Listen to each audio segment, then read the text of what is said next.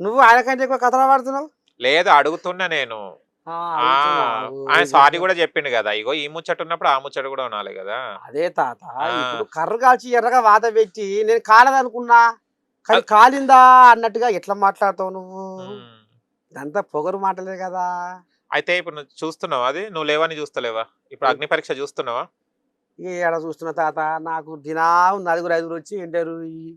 దినంలో రాదులే, అది రాత్రి పూటనే వస్తుంది. అలసిపోతున్నా తాత, అయ్యో, అలసిపోయి పంతున్నా. మళ్ళీ ఎవరు చూస్తలేవా?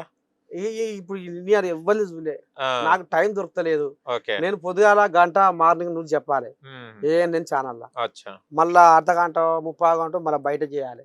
ఓకే. ఇట్నే మీయాసంటి మనవన్లో మనవరాల్లో ఫోన్ చేసింది. ఉమ్, అయ్యో తాత ఎట్ల సంగతి ఏంది వద్దాం అనుకుంటున్నామంటే, ఒకవేళ రా ఫోన్ ఎత్తకపోయినా కష్టమే ఉంది. అవును. చూసిరా ముసలాయనకు మేము కూడా ఒక పాట పాడతాం మళ్ళీ నీ మీద. ఆ, ఓ నర్సి తాత నీకు ఎంత బలుపు తాత అని.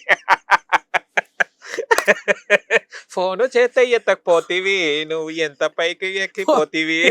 అందుకనే తాత గొంతు మొత్తం నొప్పి పెట్టినా. అయ్యో, నిజంగా ఇవాళ నా బాధ చూడలేక పాపం మా ఆఫీస్ బాయ్ అల్లం తెచ్చి దంచి బురికి నీళ్ళలో బాగా మసలు పెట్టి ఓకే. పంపిండు ఆ సీసా. అదే అవునా, అందుకోసం పెద్దది తెచ్చినవని నేను చూస్తున్నా, ఇంత పెద్దగా ఉంది సొలగా అని.